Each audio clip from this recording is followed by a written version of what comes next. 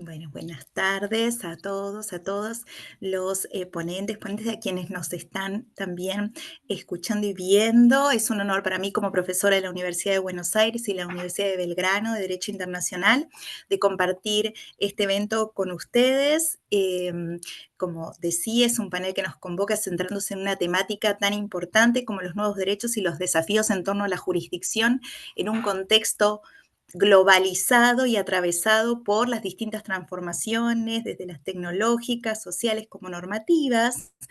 Voy a dar inicio al panel y agradecer una vez más a Iberoyur, a la Universidad Lusófona de Porto, a los profesores Fabio Veiga y a la profesora Caterina Maya. Y vamos a comenzar este encuentro con la exposición de la profesora Salma El Hussein Kadi del ISCAE, Instituto Superior de Comercio y Administración de Empresas de Marruecos, quien va a exponer sobre la nueva ley marroquí relativa al derecho de huelga, qué conformidad con la Constitución y las normas internacionales de derechos humanos hay. Adelante, Salma, tienes la palabra.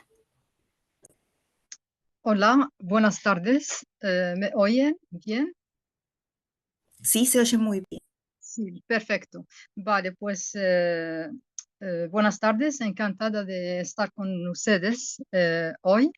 Eh, Voy directamente al grano porque como son 10 o 15 minutos, me parece, entonces este trabajo pretende verificar la conformidad de la ley marroquí relativa al derecho de la huelga.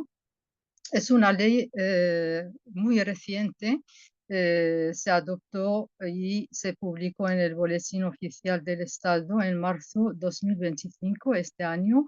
Entonces, hubo lugar a varias controversias y un debate social sobre la legalidad, la conformidad más bien con la Constitución y con los instrumentos internacionales en la materia, sabiendo que Marruecos ha ratificado la mayoría de los instrumentos internacionales, que la Constitución, incluso los de la OIT, y también en la Constitución marroquí es un derecho considerado como derecho fundamental, eh, que está inscrito en el apartado de los derechos fundamentales. Entonces, eh, sin duda, esta ley ha aportado varias disposiciones que son ventajas favorables a los trabajadores como también a los empleadores. No voy a citar, son las mismas que encontramos en todos los dispositivos, las leyes relativas a que protegen a los empleados en particular, como son la parte, siempre como decimos, la parte más vulnerable. Entonces hay varias disposiciones que son favorables. Esta ley ha consolidado este derecho. No obstante, pues como he dicho, existen algunos puntos conflictivos que siguen dando lugar a controversias. Entonces, he elegido tres de los puntos que son los más discutidos. El primero es la definición del concepto de huelga. Entonces, este concepto en esta ley viene detallado, eh, como se sabe, en las diversas leyes que sea en Europa, en América Latina, así como en otros continentes, pues hay algunos países estados que eh, han definido en su ley de forma amplia el concepto de huelga. Otros han restringido este concepto, entonces no incluye de manera que no, de manera restrictiva, sin decir el propósito mismo de este concepto, el concepto de huelga. Bueno, en el caso marroquí, pues el legislador marroquí ha optado por una definición que a mi juicio es amplia, en el sentido de que define el carácter, la naturaleza, bueno, antes de la naturaleza, es el carácter también, conserva el carácter, ha consagrado el carácter individual. Entonces, es un derecho que puede ser ejercido por los trabajadores o de forma individual o también colectiva. También lo que es más importante es la naturaleza de las reivindicaciones. Ahí encontramos un abanico muy amplio, según la definición dada, pues encontramos que el legislador ha dado una naturaleza muy amplia que es las reivindicaciones son socioeconómicas, profesionales, también incluye un carácter importante que es moral. Eso no lo encontramos en otras legislaciones que solo hablan de reivindicaciones económicas a veces. También habla de derechos e intereses. En otras legislaciones europeas incluso, pues se habla solamente de intereses económicos. Entonces, a mi juicio, esta definición en comparación con otras legislaciones, pues puede incluir varias reivindicaciones. También se adapta a la definición, perfectamente a la definición que encontramos en algunos instrumentos, por ejemplo, las reglas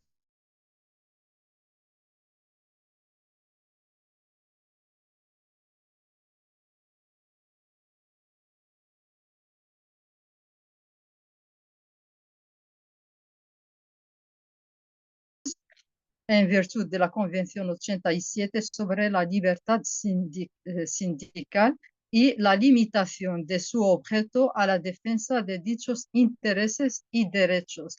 Entonces, esta definición en la legislación marroquí se adapta a los estándares internacionales, pero además el legislador marroquí ha ido más allá cuando habló de reivindicaciones de carácter moral, que pueden ser más allá de lo económico, social, profesional, es la dignidad, la libertad sindical, así como otros valores inmateriales que pueden eh, eh, no sé cómo se dice, se pueden incluir en esta definición. Eh, entonces, a nuestro juicio, esta definición tan amplia reconoce a los trabajadores la defensa de todos sus derechos e intereses, aunque tienen una conexión directa o indirecta con dichos derechos e intereses. Por ejemplo, puede ser una acción de protesta contra, por ejemplo, la decisión de reforma del aplazamiento de la edad de jubilación, por ejemplo, que hubo el caso en varios países de esta, a veces se toma como una reivindicación a carácter político, ¿vale? Pero realmente se puede considerar vinculada directamente a los intereses de los trabajadores. Entonces, voy a pasar al segundo punto, que es los requisitos de procedimiento. Hay tres. Primero, que son discutidos. Primero, los portadores de este derecho, que quién tiene el derecho a llamar, a convocar a la huelga. Pues la ley según la ley, la nueva ley, están facultados en primer lugar los sindicatos, pues los sindicatos, los más representativos. Luego hay varios para no entrar en detalles, pero se está discutiendo este empoderamiento de los sindicatos. Pero también la ley en defecto de sindicatos, pues habla de los trabajadores, pero tiene que haber una representación fijada por ley de los trabajadores que están llamando a la huelga. Entonces, en los dos casos, encontramos que los portadores, los que llaman a la huelga, según la ley, son los sindicatos, pero también en el caso de que no existe sindicato, pues también los trabajadores, hay criterios, claro, como en otros países, al menos el 25% de los trabajadores que deben firmar una acta. Hay un procedimiento y los miembros del comité tienen que ser de máximo 6 personas, pues por ejemplo en España encontramos 12 miembros. Esto quiere decir que esta ley eh, eh, está en su globalidad conforme con la Constitución marroquí y también con los estándares internacionales, porque cuando eh, eh, si miramos la Constitución y cuando habla de la contribución y el rol de los sindicatos y otros organismos en la promoción y la defensa de los derechos de las personas a quien representan, y también la Convención 87 sobre la libertad sindical y la protección del derecho sindical, y también la regla dictada por el Comité de la Libertad Sindical, pues que menciona la posibilidad de reservar exclusivamente este derecho a los sindicatos a condición que la libertad sindical sea efectiva y garantizada. Entonces, mientras hay estas dos posibilidades, también los sindicatos, hay que decir que, a mi juicio, dicho empoderamiento se debe también a que los sindicatos están en posición de ejercer suficiente presión para inducir a la contraparte, es decir, la otra parte, a concluir acuerdos. Entonces, en la defensa de los derechos de los trabajadores.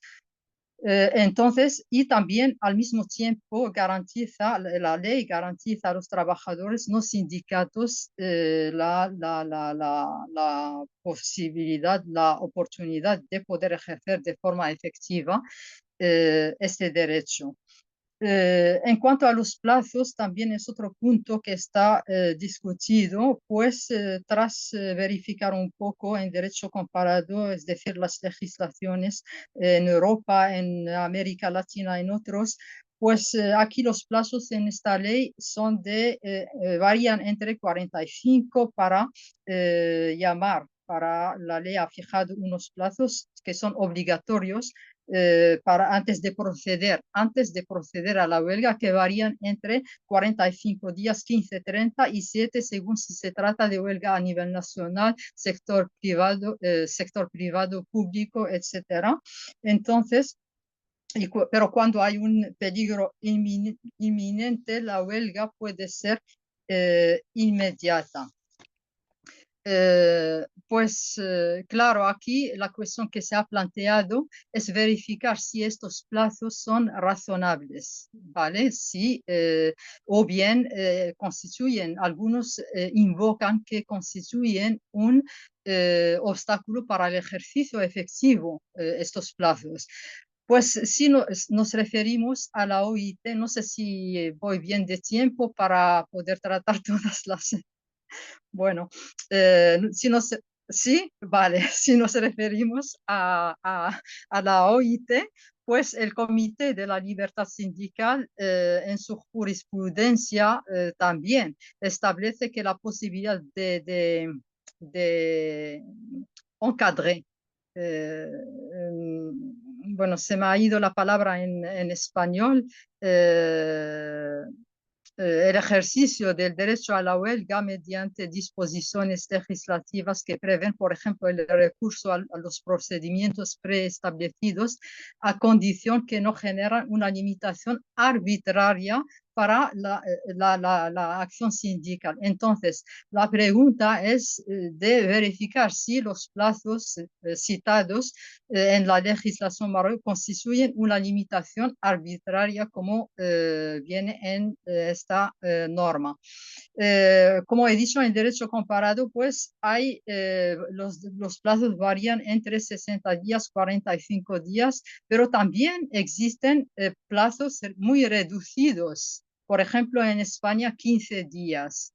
Entonces, se trata de plazos que se puede calificar de razonables si se adaptan en el momento en que se adaptan a los plazos fijados en la ley interna de las negociaciones, la conciliación, porque estos plazos son para esto, para permitir que las partes lleguen a acuerdos y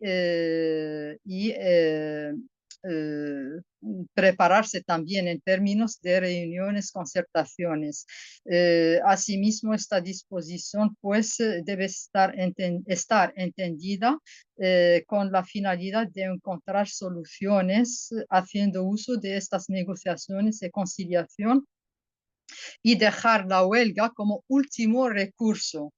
Y pues en cuanto, no voy a hablar de la notificación porque voy a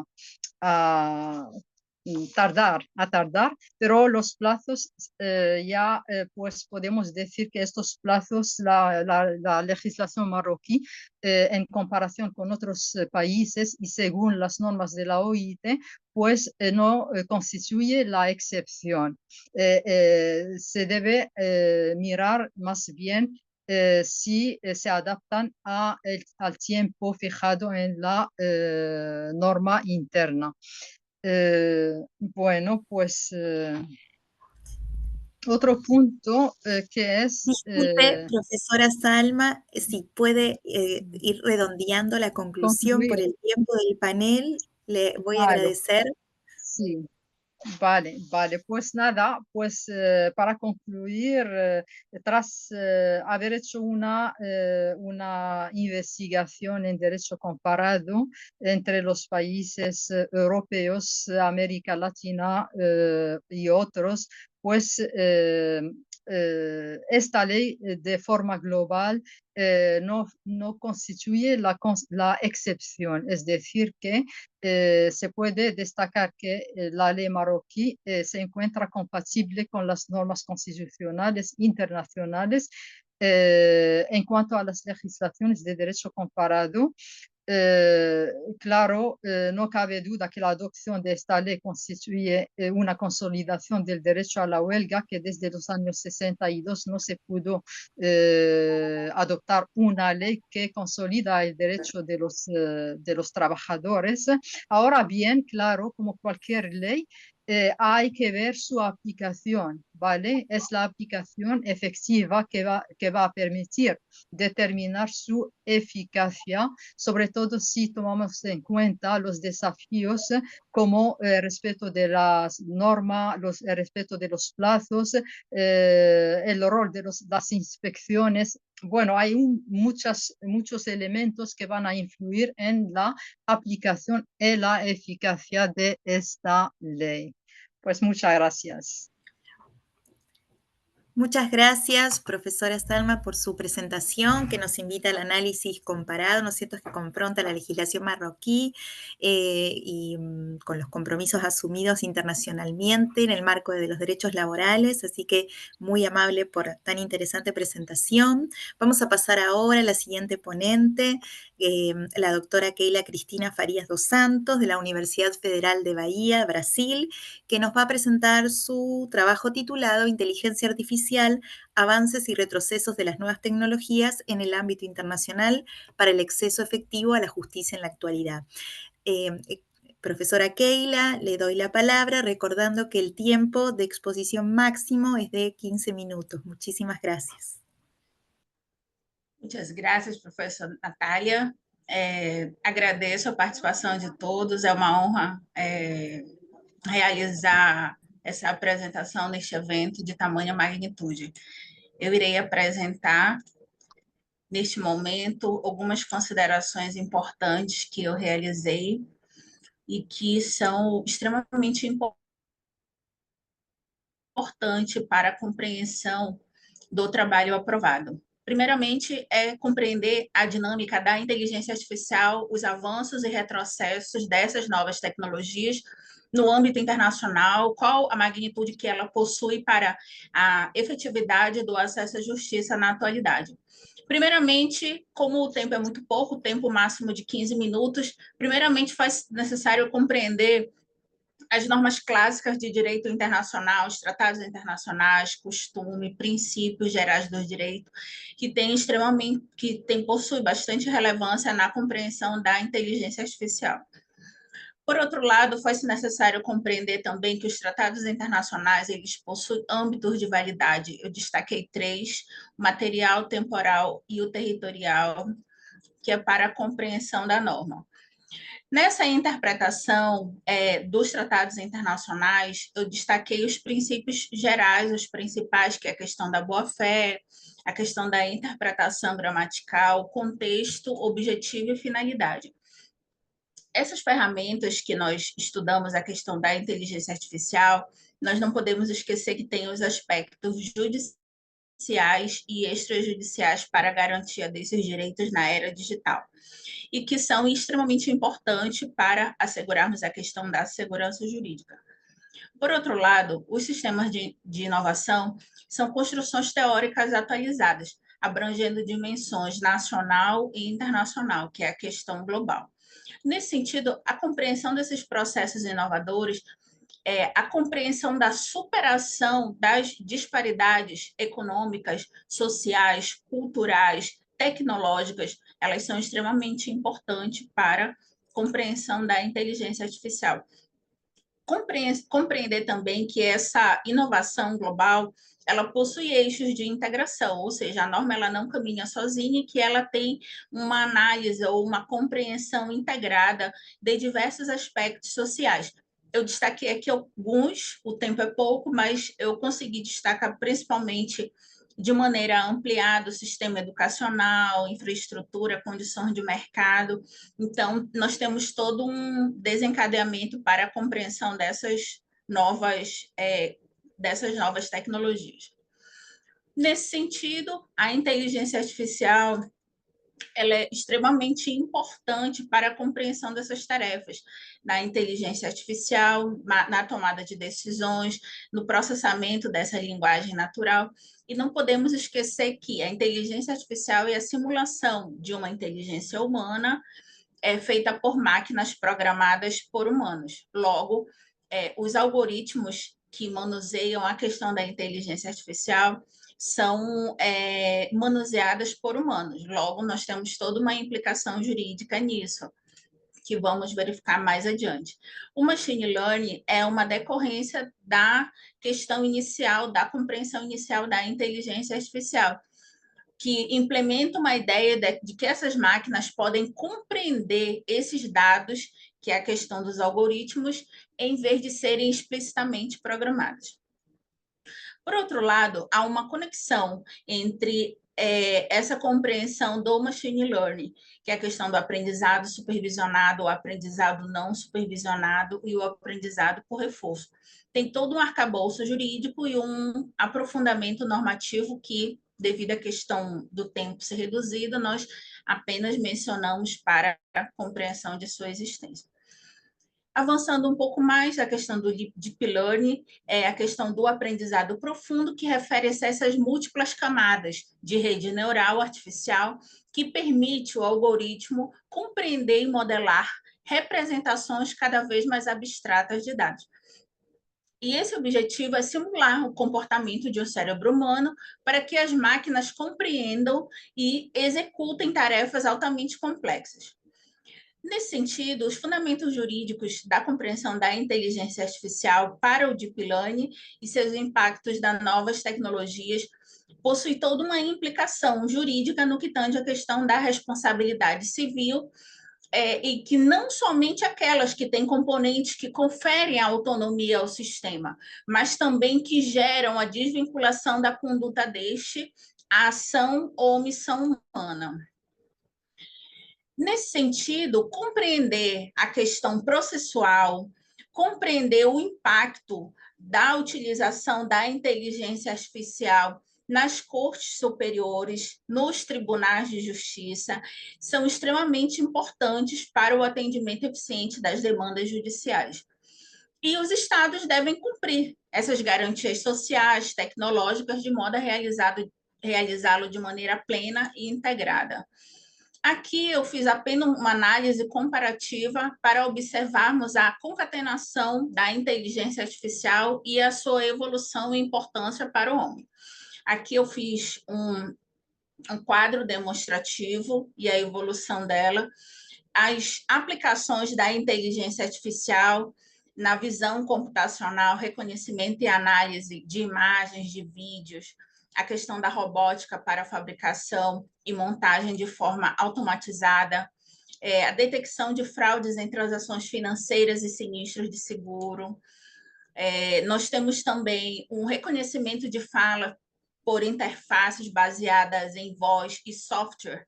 Isso é extremamente importante para as novas tecnologias e novas demandas atuais que exigem a questão das novas tecnologias. Por outro lado, os avanços e retrocessos relacionados à questão da ética, quando essas novas tecnologias de inovação elas são aplicadas, é extremamente importante. E aqui eu quis destacar que a inteligência artificial ela possui uma norma extremamente válida e extremamente relevante no âmbito internacional, que mais adiante eu irei compará-la a outras dentro do ordenamento jurídico brasileiro, mas a resolução, uma determinação internacional da Unesco acerca da ética aplicada à inteligência artificial tem levado em consideração princípios, valores, práticas que orientam esse desenvolvimento, o uso, a aplicação dessas novas tecnologias. E que esses impactos, para que eles sejam positivos para a sociedade e respeitem os direitos fundamentais. Aqui eu coloquei a questão dos direitos fundamentais, mas não apenas os direitos humanos fundamentais. Os direitos humanos internacionais, a questão dos tratados, todas as convenções às quais os estados são signatários, todo aquele arcabouço jurídico que nós estudamos dentro do direito internacional também deve ser avaliada e analisada nessa perspectiva. A responsabilidade na operacionalização desses sistemas de inteligência artificial, justiça e equidade. Na questão da justiça, é extremamente importante compreendermos esses sistemas, como eles são manuseados por algoritmos, para evitarmos discriminação e termos tratamento justo para todos os usuários e não reproduzirmos qualquer ato discriminatório que venha a violar preceitos fundamentais consolidados no âmbito internacional.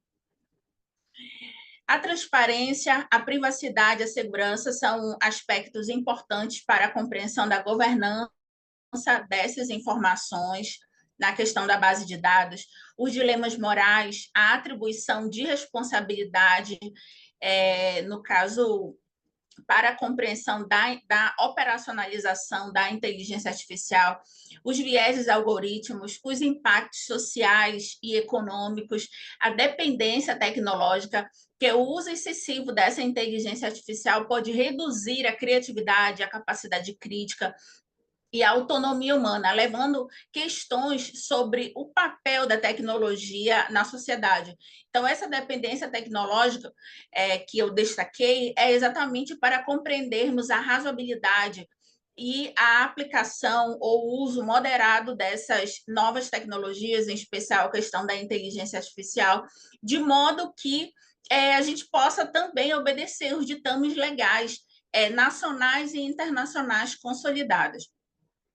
Avançando um pouco mais, trazendo do âmbito internacional para o âmbito regional e fazendo uma análise comparativa, eu quis destacar aqui algumas legislações extremamente importantes e recentes do Brasil, utilizadas no Brasil, que é o Projeto-Lei 2338, de 2023, que dispõe sobre o uso da inteligência artificial, a questão da Resolução 615, de 11 de março de 2025, do Conselho Nacional de Justiça, e, principalmente, essa recomendação jurídica internacional que a Unesco aprovou sobre a questão da ética da inteligência artificial, que foi o primeiro instrumento global de definição de normas sobre a inteligência artificial.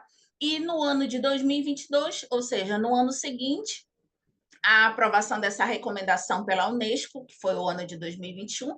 No ano de 2022, nós temos a Unesco, no Brasil, publicou esta recomendação em português para discutir e promover esse tema na sociedade, fazendo uma outra análise comparativa e extremamente válida para compreensão dessa análise comparativa do ordenamento jurídico brasileiro e o europeu. Eu destaquei a questão da Carta dos Direitos Fundamentais da União Europeia. E aqui nós temos algumas legislações básicas que já foram aprovadas, mas que elas impulsionaram essas legislações, que foi a lei Carolina Dickmann, a LGPD, Lei Geral de Proteção de Dados, a Lei de Regulamentação das Redes, a Lei da Inteligência Artificial, algumas já aprovadas, outros em tramitação enquanto projeto de lei. Avançando um pouco mais, a importância da ética na aplicação da inteligência artificial visa proteger direitos fundamentais, garantir a confiança pública dessas novas tecnologias, prevenir impactos negativos e maximizar esses benefícios sociais, debater a elaboração entre diversos legisladores da questão da ética e a sociedade. Os caminhos da ética para o acesso à justiça. Qual a importância? Desenvolvimento de políticas e regulamentações, transparência e prestação de contas, educação e capacitação ética, principalmente a questão da participação social nesses processos de desenvolvimento global tecnológico. Não podemos esquecer também que essas provas que nós geramos dentro da inteligência artificial, ela possui todo um crivo de segurança jurídica e também é utilizada na cooperação jurídica internacional, no que tange a questão do translado de prova e assegurar a cooperação jurídica internacional de provas entre estados soberanos, elucidando diversos processos, tanto no âmbito penal, civil, entre diversos estados soberanos. E esses diálogos científicos, acadêmicos, institucionais são extremamente importantes. Já para as considerações finais, já que o tempo é muito pouco, para uma envergadura de um tema tão relevante, tão importante na atualidade, eu destaquei 5 considerações, que é a questão dos sistemas regionais de proteção aos direitos humanos, extremamente relevante nesse processo de desenvolvimento social, tecnológico. Destaquei a questão do Sistema Interamericano de Proteção aos Direitos Humanos, que tem atuado decisivamente sobre o assunto, na concepção dessa promoção dos direitos humanos e expansão dessas novas tecnologias. Faz necessário também que compreender essas novas tecnologias, elas são extremamente importantes para elucidar um discurso jurídico e dinamizar a solução de um problema apresentado, ou seja, ela pode colaborar para uma melhor entrega jurisdicional visando a garantia dos direitos fundamentais do cidadão. E a ética é um processo extremamente importante, é um alicerce indispensável para o desenvolvimento e uso responsável da inteligência artificial, pois ela orienta a tecnologia enquanto uma expansão positiva da humanidade, promovendo benefícios coletivos. Agora, o desafio está em equilibrar essa inovação e a responsabilidade, garantindo que a inteligência artificial seja uma força para o bem comum, ou seja, da coletividade, da humanidade, e não uma fonte de exclusão, injustiça ou riscos sociais que temos acompanhado durante a evolução da humanidade e durante o processo histórico de desenvolvimento.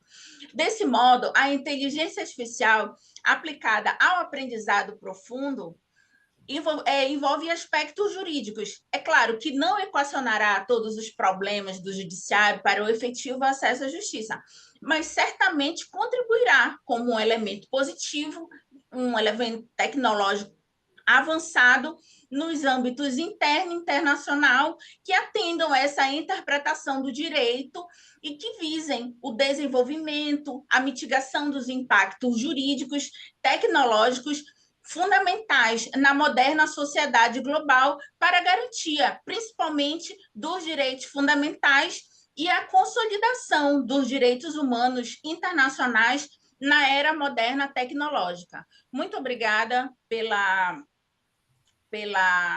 oportunidade e aqui eu encerro a minha apresentação. Concedo a palavra à professora Natália. Muchísimas gracias, doctora Keila, por esta intervención excelente, abordando una cuestión crítica como son las nuevas tecnologías y particularmente la inteligencia artificial y cómo es el impacto en el acceso a la justicia desde una perspectiva internacional y también, ¿no?, las tensiones que emergen este progreso técnico y los derechos fundamentales. Así que muchísimas gracias. A Muchas continuación, gracias, profesor Natália. por favor, un placer.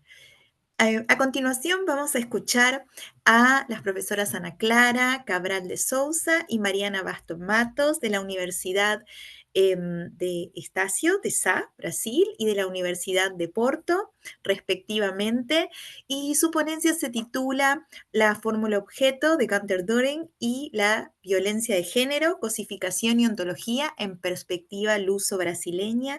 Adelante, Ana Clara y Mariana, tienen la palabra. Boa tarde, muito obrigada. Eu ia pedir só para tirarem o compartilhamento da tela da apresentação anterior, por favor.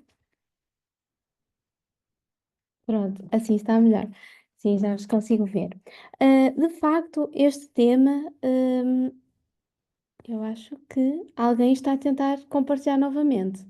Compartilharam novamente a tela. Obrigada. Este tema realmente que nós vamos apresentar é bastante relevante, é um tema que está cada vez mais na moda, digamos assim, pela sua importância e pela sua urgência em ser discutido. Porque nós estamos a falar de violência de género. E esta violência de género engloba qualquer tipo de violência contra um indivíduo por causa do seu género e pode ser psicológica, física, temos o caso do feminicídio, pode ser sexual, com assédio sexual ou até com uma violação, ou como dizem no Brasil, estupro, com dados também económicos e pode ser praticado em locais públicos, locais privados. E efetivamente, cada vez mais, a violência contra as mulheres e a violência de género têm sido utilizados muitas vezes como sinónimos. E quando nós paramos para analisar o que tem vindo a acontecer, vemos cada vez mais um discurso de ódio nas plataformas sociais. Temos vários exemplos em que as mulheres são vítimas de ataques, nomeadamente casos de cibercrimes, temos o ciberassédio, ciberperseguição, incitação ao ódio e também à violência online. Não é a primeira vez que eu entro, por exemplo, no meu Instagram e vejo notícias até no Brasil que uma mulher tem um encontro e o encontro corre mal, ela sai porque não se sente confortável e torna-se vítima de uma perseguição, até de eventualmente um tiroteio, como aconteceu há pouco tempo no Rio de Janeiro. Podemos ter casos como, por exemplo, em Portugal, em que estava a circular um jogo que era jogado essencialmente por jovens, homens, e de certa forma o propósito seria não aceitar um não como resposta.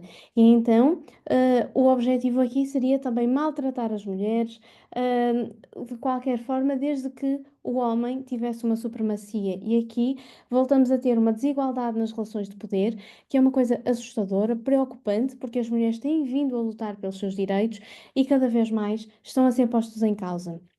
Não só a nível nacional, não só em Portugal, mas também internacional.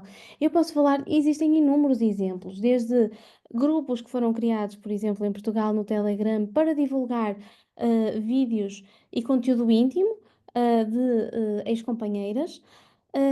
Posso falar também de casos em que já existiram violações e que foram filmadas, publicadas nas redes sociais, e tivemos um caso muito paradigmático, que em fevereiro deste ano, em que um destes vídeos atingiu 32.000 visualizações sem qualquer tipo de denúncia. E, portanto, isto só é grave. Temos cada vez mais este tipo de comportamentos e que têm que ser discutidos. Quando nós analisamos, por exemplo, um inquérito da União Europeia sobre a violência de género, foram dados relativos recolhidos entre setembro de 2020 e março de 2024, verificamos que 31% das mulheres com idades entre os 18 anos e os 74 declararam ter sido vítimas de qualquer tipo de violência, nomeadamente violência sexual e física, na idade adulta. Isto é preocupante. Uma em cada 3 mulheres é vítima de violência de género.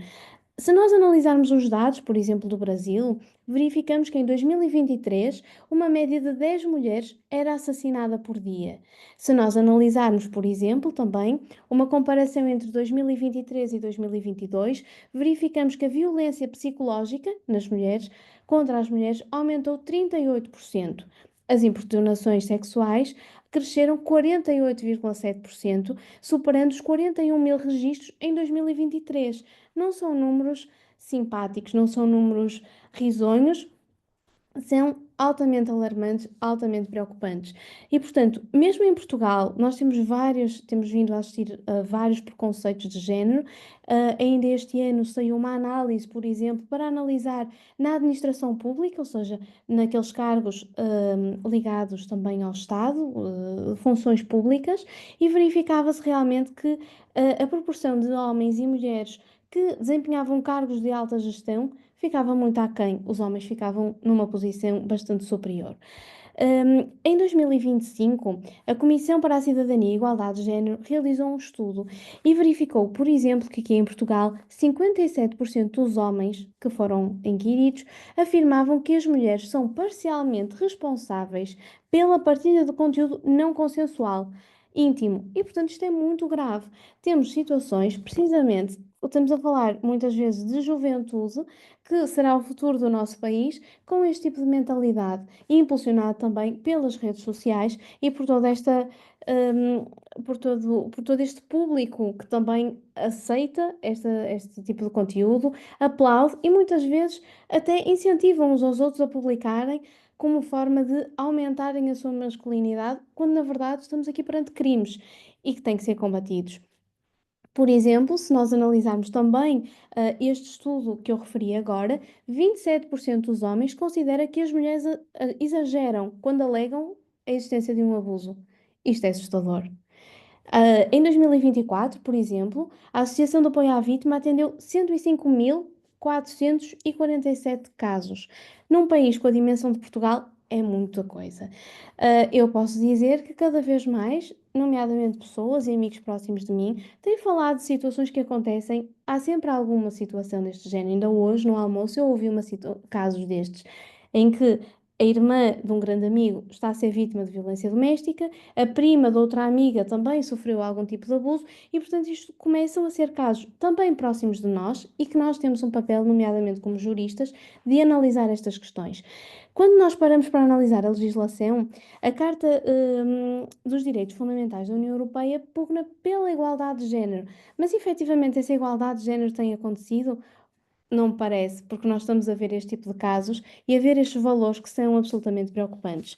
Quando nós paramos para analisar, por exemplo, a Convenção de Istambul, foi uma convenção do Conselho da Europa para a prevenção e o combate à violência doméstica. Vemos que esta convenção, que entrou em vigor em outubro de 2023, estabelece um quadro jurídico de proteção às mulheres contra qualquer forma de violência. Estabelece medidas legais de criminalização, a existência de serviços de proteção e apoio às vítimas, mas na verdade o que é que isto tem, qual é o impacto prático desta situação? O que é que os Estados-membros têm feito sobre isto? Efetivamente existe alguma sensibilidade por parte das instituições, mas quando nós analisamos, por exemplo, o caso português, nós vemos efetivamente que temos uma lei, Lei 112/2009, relativa ao regime jurídico aplicável à prevenção da violência doméstica, e à proteção e assistência às suas vítimas, em que vem definir o estatuto de vítima que ocorre após a denúncia.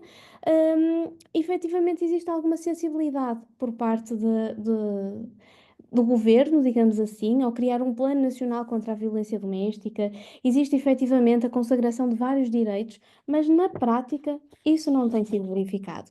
Quando nós analisamos acórdãos, por exemplo, de tribunais da relação, nós podemos assistir a decisões absolutamente absurdas, no ponto de, por exemplo, que vou citar depois esse exemplo no nosso artigo, uma menor de 7 anos que foi violada por um rapaz de 17 anos e, na verdade, o que é que o juiz vem dizer? Que a vítima, no caso a menor, é que se colocou nessa situação, porque aliciou o agressor a transportar uma bicicleta. Portanto, isto é um caso que efetivamente já tem alguns anos, mas não é assim tão distante de nós quando nós analisamos na prática o que acontece. E, portanto, todas estas questões e a própria objetificação da mulher é efetivamente muito relevante. A minha colega ia falar sobre esta questão, sobre a fórmula de Turing e também sobre a legislação europeia. Eu não sei se ela já entrou para poder dar algumas notas. Eh, Creio que não.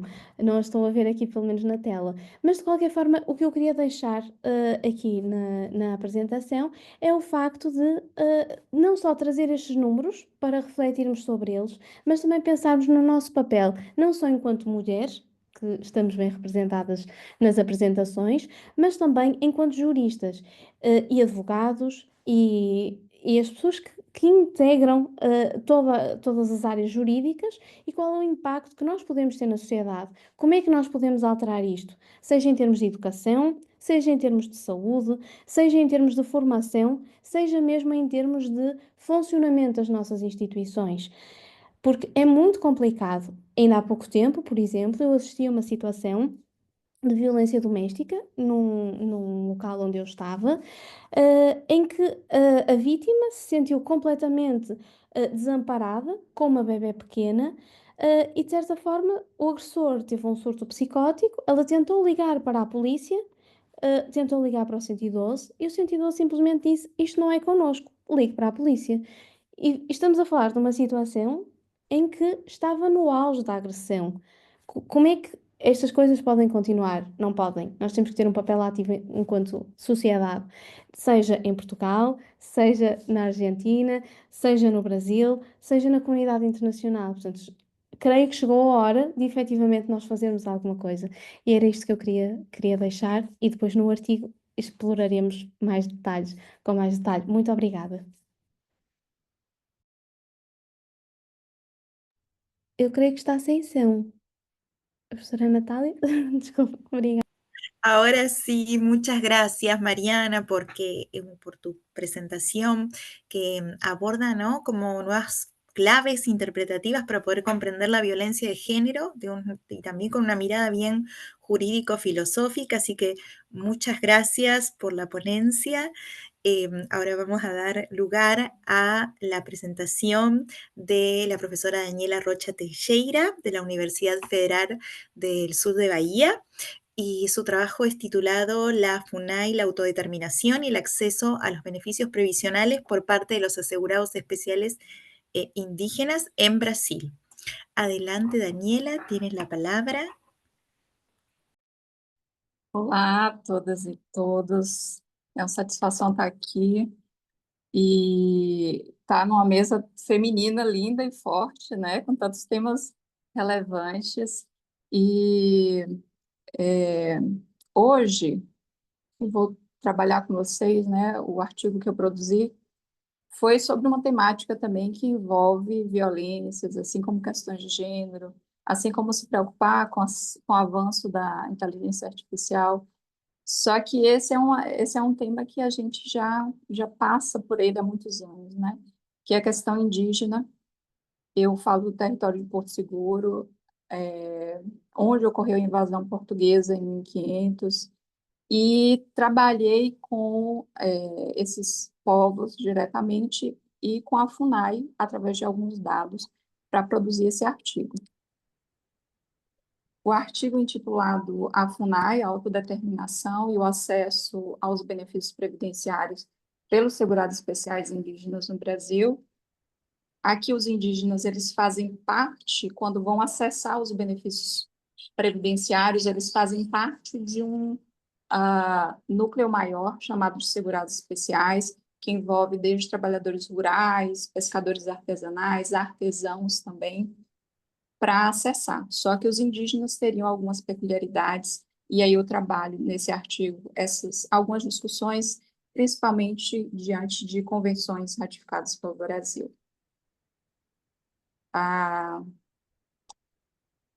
Basicamente, esse artigo teve como perguntas que nortearam esse discurso referentes a qual seria esse papel da FUNAI, hoje chamada de Fundação Nacional dos Povos Indígenas, né? Depois de 2023, a gente teve esse reconhecimento de que os indígenas não são índio ou índia, e sim um povo que tem uma cultura diferente, que tem uma forma de pensar peculiar, que merece ser observado enquanto coletividade também. Então, qual o papel da FUNAI no acesso aos benefícios previdenciários por esses segurados especiais indígenas? Em quais termos que esse acesso ele pode respeitar ou desrespeitar algumas convenções ou o direito internacional, né?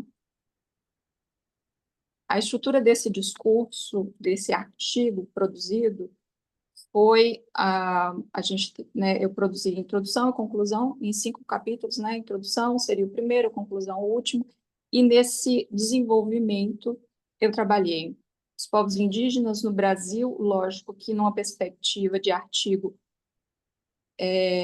mais direto, né? Direto ao ponto aí, os aspectos históricos, conceituais relevantes, direito previdenciário no 3º capítulo, e essa relação com os segurados especiais indígenas, ali eu consigo trabalhar um pouquinho mais sobre benefícios previdenciários e algumas discussões de ações civis públicas, jurisprudência.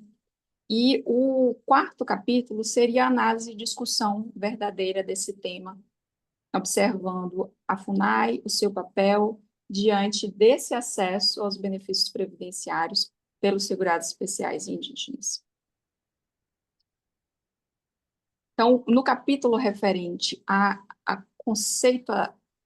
conceituar essa temática mesmo dos povos indígenas, eu destaquei aqui para vocês, lógico que eu acabo discutindo um pouquinho mais, mas para a apresentação eu destaquei esse resultado de um relatório que foi produzido pelo Martinez Cobo, em 1986, que é bem interessante para perceber. Ele fez um estudo com indígenas de vários, né, povos indígenas de vários lugares do mundo, inclusive do Brasil, e a partir do relatório para as Nações Unidas, ele trouxe esse conceito que eu achei, dentre outros, um conceito próximo do que eu acredito e pretendo discutir nesse artigo. Então, esses povos indígenas são aqueles que se identificam como povos originários. Então, antes da chegada de qualquer invasor aqui, a gente tinha os povos indígenas nesse território. Eles são os originários desses territórios, é o povo desse território brasileiro. E a partir disso, de fatores como ancestralidade, ocupação dessas terras ancestrais, particularidades culturais como religião, vestimenta, subsistência, toda a tecnologia que eles já tinham, linguagem, consciência de grupo, pertencimento, aceitação pela comunidade indígena, um ponto importante é a autodeterminação dos povos. Isso, no direito internacional, né, dos direitos humanos, a gente tem muito, quando fala de povos originários, perceber que a autodeterminação é um fator importante de ser observado diante de qualquer tipo de análise ou qualquer discussão. Então, essa aceitação pela comunidade indígena que é relevante para entender aquela pessoa, aquele ser ali, como indígena ou não.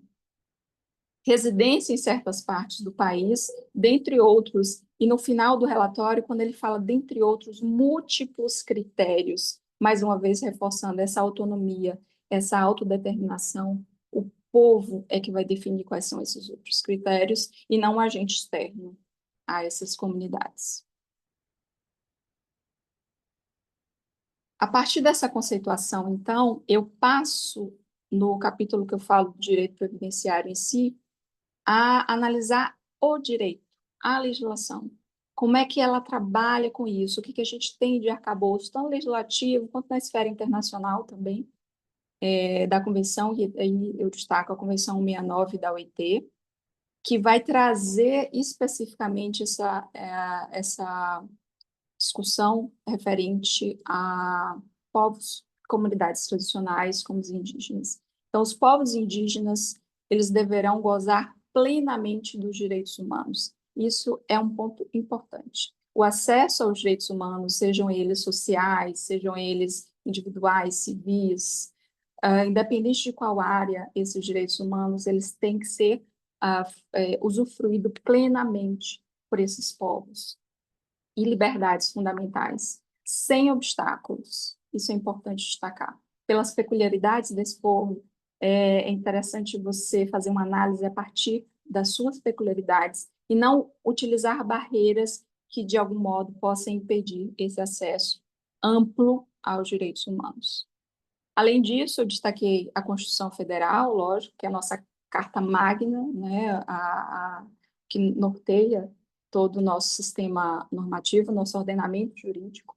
As leis 8.212, que vão falar do custeio, 8.213, de 91, que trata do acesso dos benefícios previdenciários em si. A gente tem um decreto, que é um decreto que vai regulamentar a previdência no Brasil. Esse decreto é o 3048 de 90, dentre outras legislações que tratam especificamente dos povos indígenas e de toda essa estrutura. Então, esse capítulo em si é um capítulo jurídico a partir dos conceitos, das questões históricas, como o nosso ordenamento jurídico ele trabalha, seja na ratificação de uma convenção, como essa convenção da OIT, 169, seja diretamente com a nossa Magna Lex, com as leis infraconstitucionais. E é importante destacar também, antes de passar, essa instrução normativa. A nossa estrutura previdenciária, a gente tem uma autarquia, que é o Instituto Nacional do Seguro Social, o nosso INSS, a partir dele que há toda a gestão desse acesso a benefícios, a serviços, né, as prestações previdenciárias no Brasil. E há algumas instruções normativas que vão principalmente trazer como isso vai ser gerido pelos funcionários, pelos servidores das autarquias, quais são as normas que regulamentam esse processo ali diretamente. E aí, atualmente, a gente tem a CIN, que é a 128 de 2022, outras vieram a alterar essa instrução normativa, mas é ela que está em vigor no momento, e ela vai trazer, referente aos segurados especiais indígenas especificamente, que isso foi avanço, né? A partir de ações civis públicas, nós tivemos na história brasileira, e aí pensando também, fazendo um gancho com a relação de gênero, imagina as violências de gênero com relação às mulheres indígenas, né? E aqui, quando eu falo violências, falo no contexto bem amplo também. Então, para ter acesso, e quando aquilo é dificultado e negado, já é uma violência também. As mulheres, quando elas buscavam o salário maternidade, indígenas, tinha um processo, elas precisariam estar do que se chama de aldeadas, né? Precisariam pertencer diretamente àquela comunidade, estar aldeada. As não aldeadas não recebiam de acordo com algumas questões específicas. A partir de ações civis públicas, de atuação direta do Ministério Público também, a gente teve algumas mudanças nas nossas legislações, inclusive a partir de algumas instruções normativas que caminharam até chegar na 128, mas a gente já tinha essas mudanças, né? A gente já teve essas mudanças em abarcar não só as aldeadas, mas também não aldeadas, na comprovação desse processo como indígena para ter acesso ao salário maternidade.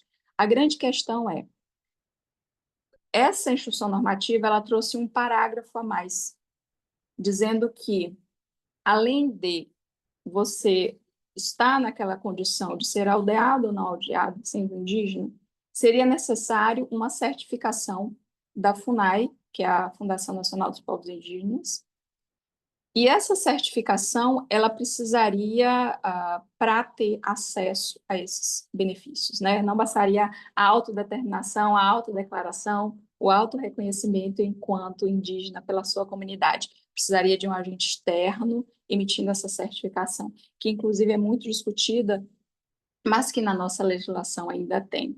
E essa instrução normativa, ela continua e ela traz ainda mais um parágrafo dizendo que os que não são certificados pela FUNAI, eles podem ter acesso, mas como segurados especiais, que eu poderia chamar de comuns, né, em geral, não respeitando as peculiaridades como indígena, o que pode também dificultar ainda mais a consagração desses direitos.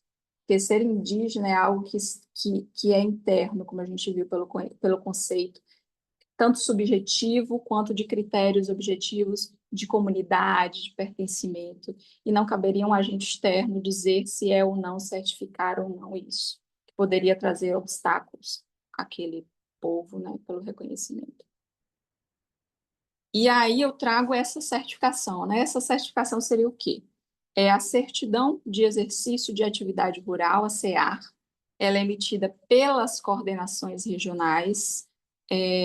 No território onde eu estou, né, de Porto Seguro, a gente tem a Coordenação Regional do Sul da Bahia, que fica aqui sediada, mas ela abarca vários outros municípios do sul e extremo sul da Bahia, e a gente tem mais de 22 mil indígenas dessa coordenação regional. Então, muita gente que precisaria ter esse acesso. Eu ainda estou em pesquisa, porque o acesso à concessão ou não ainda é uma dificuldade muito grande. A gente teve, em 2023, a celebração de um acordo de cooperação técnica entre a FUNAI e o INSS para o acesso a uma plataforma conjunta para os dois. Isso vai viabilizar a possibilidade de acesso a dados, por exemplo, de concessão ou negativo desses benefícios. Se está sendo fácil ou não, quantos benefícios estão sendo negados e como isso está sendo realmente garantido, esses direitos previdenciários para os povos indígenas de um modo mais efetivo no Brasil todo. Só quem conversa mais uma vez com o pessoal da FUNAI, pesquisa também, esse acordo foi celebrado em 2023, entretanto, ainda está em fase de implementação agora em 2025. Tem muitos locais que não têm acesso, infelizmente, e aí fica, né, ainda em processo e com algumas dificuldades maiores a conseguir visualizar esse resultado, né? Então, CA é uma certidão que é emitida e que, para o indígena ter acesso, ele precisa ser certificado pela FUNAI. Eu trouxe aí algumas etnias que são abarcadas da nossa região: Pataxó, Pataxó-Ranranran, Tupinambá, Mungoió, Baenã, Camacan, Cariri-Sapuá e Guerém. São muitos povos que que necessitariam desse acesso. E eu já estudo isso desde 2019 e eu percebo como às vezes é difícil ter isso efetivado. E na análise em discussão em si, eu não sei como é que está meu tempo, ainda tenho tempo, tá normal? Tá bom, só um pouquinho, já estou em fase de conclusão. A FUNAI, ela tem esse papel da certificação, mas um ponto que eu destaco de vulnerabilidade, além da questão da autodeterminação não ser respeitada, é a questão de a FUNAI, a presidência da FUNAI, ela passa por uma mudança a partir das mudanças de governo. Hoje a gente tem a primeira presidenta, a Joênia Wapichana, indígena. Então, a importância da gente ter alguém que é indígena, isso só ocorreu agora em 2023, da FUNAI, e durante outros governos a gente teve policiais, pessoas de exército, que não têm esse contato, esse perfil, talvez pode até ter esse conhecimento, mas que vulnerabiliza ainda mais o entendimento do indígena. E aí, dependendo dessas mudanças de governo, isso pode ser algo que fragilize ainda mais, né? Seja um obstáculo ainda maior. E há um perigo de desrespeito ainda maior a esse acesso aos direitos humanos indígenas, referente a questões previdenciárias. Então, como considerações finais, com relação à autodeterminação dos povos, essa exigência da CEAR é um obstáculo, sim, e ainda maior quando a gente pensa em mudanças de governo e perfis, sendo de extrema-direita, sendo de esquerda, e aquilo sendo modificado, que pode dificultar esse acesso. Algumas referências e agradeço. Muchas gracias, Daniela, por esta ponencia que analiza también el papel del Estado brasileño y sus instituciones en el reconocimiento y la garantía de los derechos de los pueblos originarios, lo cual es un tema muy, muy relevante, así que muy agradecidos por tu presentación. Y finalmente vamos a concluir las ponencias con la presentación de el profesor Rogerio Serodio, de Unifeio, Brasil, y que va a presentar el papel de la justicia penal negociada en la solución de conflictos económicos internacionales. Profesor Rogerio, si se encuentra por allí, tiene la palabra. Boa tarde, bom dia a todos os colegas, a todos os alunos que estão presentes. Muita satisfação e muito feliz de estar aqui. Muito obrigado, professora. Esse é o tema que nós iremos trazer hoje, o papel da justiça penal negociada na resolução de conflitos econômicos internacionais. É um tema de suma importância, é um tema muito jovem quando se trata de conflitos internacionais. Entretanto, é um tema de muita importância quando trazemos ele para a resolução de conflitos e proteção dos direitos humanos, seja de maneira de um país e numa maneira internacional. É um tema muito novo que conseguiremos trazer agora com a última resolução que saiu dentro da União Europeia na questão de sustentabilidade, que as empresas irão ter que tomar como compactuar com esses termos da União Europeia, e as empresas que vierem prestarem serviços dentro da União Europeia de outros países irão ter que seguir aquelas regras de direito internacional dentro do âmbito de sustentabilidade. E isso tem tudo a ver também quando nós trazemos a seara do direito penal nesse âmbito internacional. Hoje é um tema muito contemporâneo e estratégico quando nos tratamos no âmbito desafiador do papel da justiça penal negociada na resolução de conflitos. Nós vivemos em um país, num mundo muito globalizado, onde as fronteiras econômicas se tornaram-se simbólicas mais do que efetivas, onde empresas operam em múltiplos países, cadeias produtivas se espalharam por continentes e, infelizmente, os crimes também se internacionalizaram, principalmente quando se trata-se de crimes contra os direitos humanos, crimes intrínsecos a coisas inegociáveis, como serviços de escravos, a questão de lavagem de dinheiro, de cartéis e até mesmo de fraudes financeiras e violações a propriedades intelectuais, corrupção, comércio ilegais. Tudo isso extrapola os limites nacionais e exigem soluções ágeis, coordenadas e, sobretudo, negociadas de interpaíses de maneira internacional. Nesse contexto, podemos trazer ainda que a justiça penal ela surge como um instrumento jurídico fundamental que permitirá o Estado, por meio do seu Ministério Público ou as autoridades judiciais dos países ao qual são responsáveis, no caso, dá um exemplo de cortes penais internacionais ou até mesmo de responsabilidades que nós temos dentro de diversos países, que negocie através de soluções processuais com os investigados em troca de colaborações, para trazer como objetivo maior o ressarcimento e a reparação social, e não uma barganha jurídica para que demonstre aquela falha estatal. E, através disso, temos diversos instrumentos que nós usamos, principalmente no nosso ordenamento jurídico pátrio brasileiro, como o acordo de não persecução penal, a colaboração premiada, acordo de leniência, quando se trata no âmbito de direito empresarial, e também traremos as negociações que envolvem grandes corporações, através de escândalos transnacionais. Quando nós trazemos essa evolução da importância da justiça penal negociada para o direito internacional, entra em cena com força a questão de responsabilizar empresas que praticam serviços de diversos países, trazendo de maneira uma governança penal negocial que já existem objetos jurídicos possíveis e previsto no ordenamento jurídico internacional para que possamos utilizar nessa proteção, principalmente dos direitos humanos violados. Hoje, quais instrumentos que nós podemos trazer como base legal e como aplicar esses instrumentos dentro do acordo de justiça penal negociada no âmbito de direito internacional? Nós temos hoje como um dos principais objetos o acordo de leniência transnacional. Lembrando-se que o acordo de leniência no direito pátrio brasileiro, ele traz, quando se tem como polo ativo na responsabilidade penal, uma empresa que tem a personalidade jurídica, tá?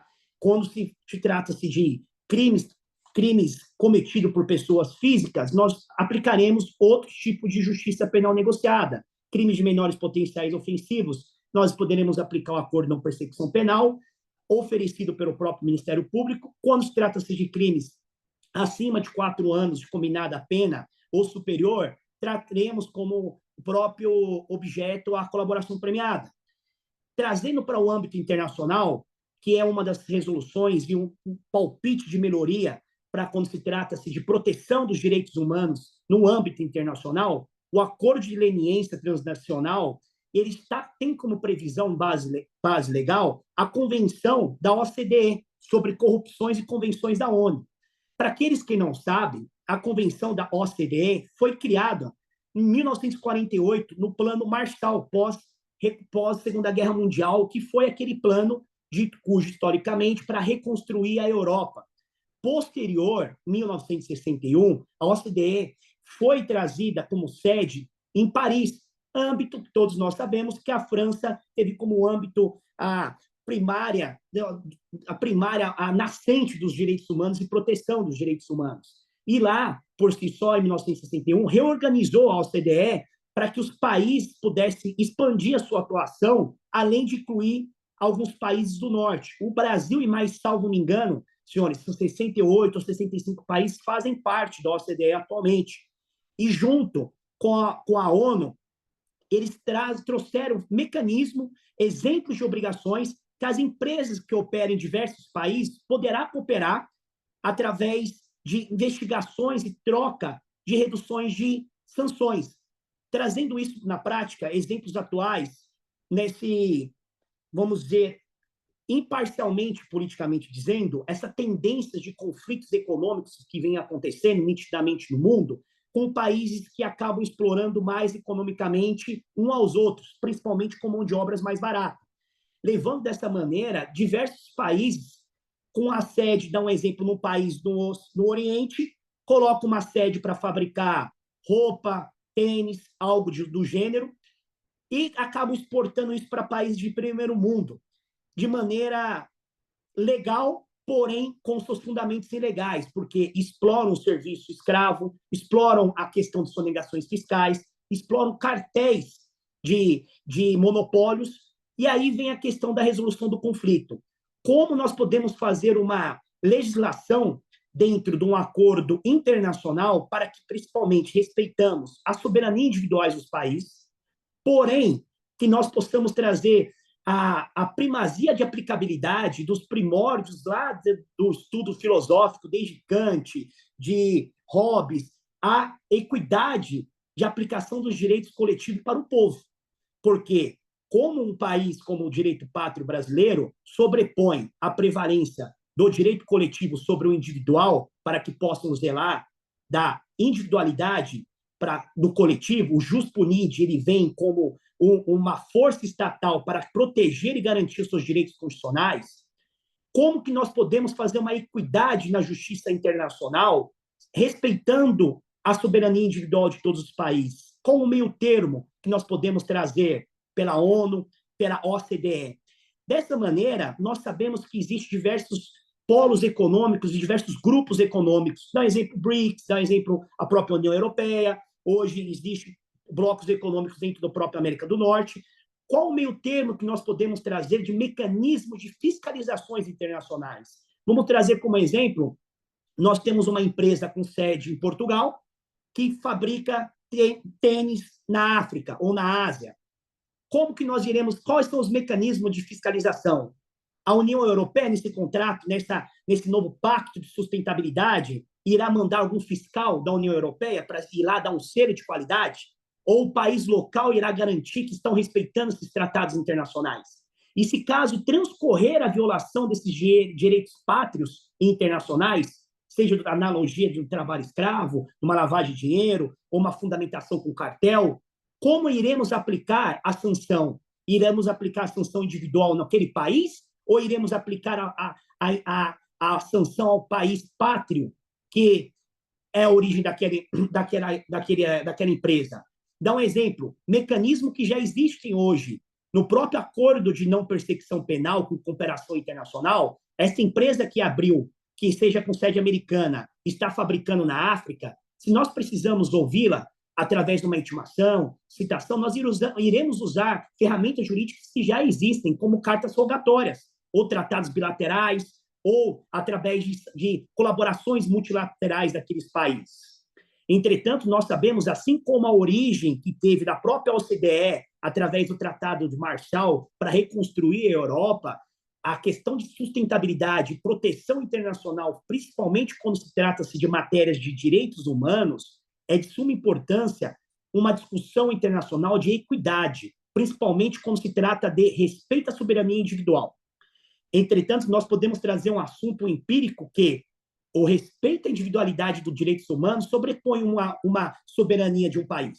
Porque ser humano e ter o seu direito preservado, principalmente de explorações, ele sobrepõe qualquer direito governamental. Então, nós temos que trazer isso para discussões, principalmente dentro de mecanismo igual à ONU, trazer para o próprio OCDE, e como que nós podemos fomentar essas mudanças? Através de próprios grupos como os nossos, aqui hoje discutindo, nós aqui, estudantes, professores, trazer bases legais, trazer esses próprios artigos e a gente enviar para a OCDE, para a ONU, para as convenções internacionais, para as cortes penais internacionais, que possa ser revalidado. Porque até mesmo o direito, nós sempre falamos, né, é uma célula viva que transcorre conforme a mutação social.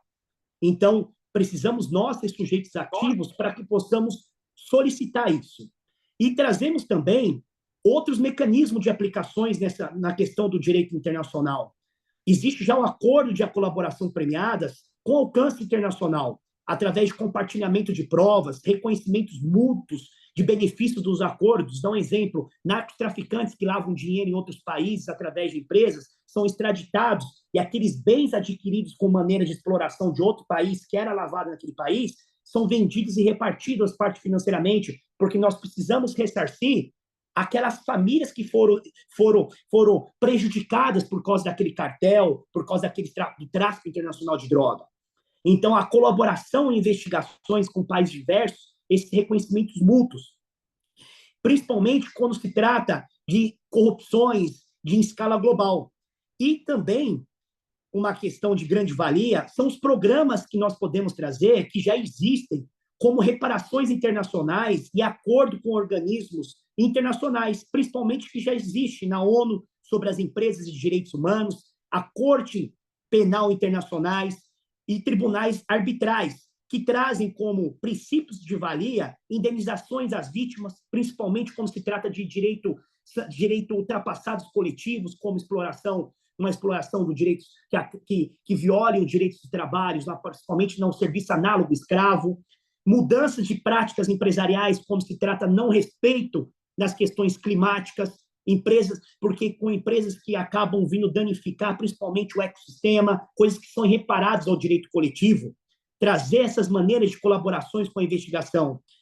Lembrando-se que a Corte Penal Internacional, ela foi aprovado pelo próprio Conselho da ONU em 2011 com 3 pilares: dever do Estado, responsabilidade das empresas e acesso à reparação.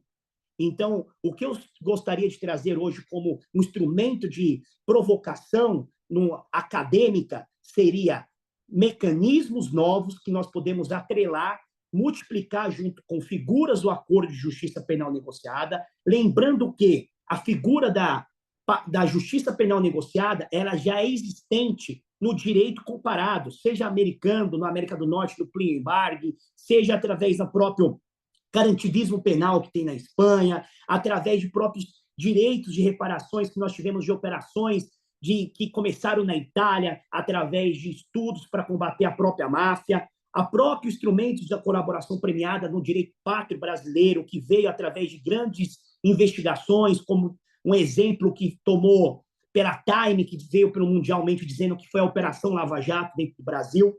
Nós temos que olhar para diversos instrumentos, como que nós podemos utilizar de equidade da soberania, achar até onde nós podemos utilizar do direito coletivo, a proteção aos direitos humanos, a proteção da sustentabilidade mundial, principalmente quando se trata de crimes ambientais, para que aquelas empresas que venham explorar economicamente respeitem a soberania global e não a soberania de determinado Estado, para que possa preservar os direitos humanos de forma internacional.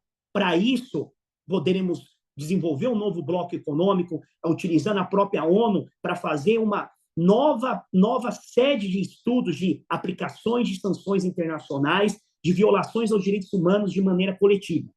Ficaria uma reflexão para que quem tenha interesse de escrever, para a gente poder discutir, para a gente pensar como nos agir, porque o direito, por si só, ele nasceu, ele evoluiu através de sujeitos ativos dentro das anomalias sociais que, se não aceitaram aquelas sanções, sejam individuais ou coletivas, e lutaram contra essas mudanças. Então, eu convoco aqui a todos os estudantes, a todos os colegas, professores, para que possamos, nessa luta, continuar estudando, continuar trazendo estudos de acordo de justiça penal negociada, para que possamos aplicar tanto na maneira global e internacional, quanto no direito pátrio, principalmente de proteção intrínseca ao direito coletivo, ao direito individual, ao direito de trabalho e principalmente ao direito de sustentabilidade, ao direito nosso ambiental, que são causados hoje danos irreparáveis que, se duvidar, muitas gerações não irão conseguir reparar as coisas que vêm acontecendo no mundo. Eu acho que esse é um panorama geral hoje um pouco sobre a justiça penal negociada. Me coloco à disposição de todos para qualquer dúvida, qualquer sugestão, e conte sempre comigo aí. E agradeço, professora, pelo convite de estar hoje com vocês.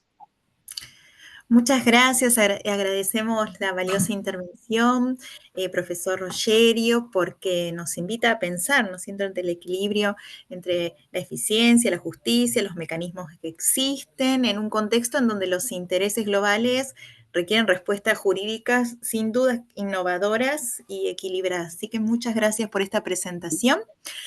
Con esto vamos a estar cerrando porque llegamos al final del panel, estimados colegas. Quisiera compartir con ustedes algunas reflexiones para que nos ayuden a cerrar este espacio sin clausurarlo, por supuesto, porque si no tiene que ser más bien una invitación hacia nuevos intercambios y nuevas proyecciones desde distintas geografías y enfoques. Hemos abordado algunos de los desafíos más actuales e interesantes que tiene el derecho internacional, especialmente en torno a lo que es el reconocimiento de nuevos derechos. Las distintas ponencias abordaron cuestiones claves como son el impacto de la inteligencia artificial en el acceso a la justicia, la relación entre el derecho a huelga y los compromisos internacionales, las formas jurídicas de violencia de género, el derecho de los pueblos indígenas y el acceso a la seguridad social y la justicia penal negociada, que fue la última intervención. Todas estas ponencias, sin duda, lo que compartieron fue un fuerte compromiso con un derecho internacional transformador que esté centrado siempre en la dignidad humana y en la justicia social. Así que agradezco profundamente haber tenido la posibilidad de compartir con ustedes este tiempo en el que fueron desarrollando sus ponencias. También agradezco al público y a los organizadores por hacer posible este espacio de diálogo e intercambio y, como siempre, invitarnos como operadores jurídicos a continuar construyendo juntos el camino hacia el próximo encuentro, que sea este tercer encuentro sobre temas actuales del derecho internacional. Muchas gracias a todos y a todas por estar compartiendo esta jornada. Los saludo muy cordialmente desde Buenos Aires.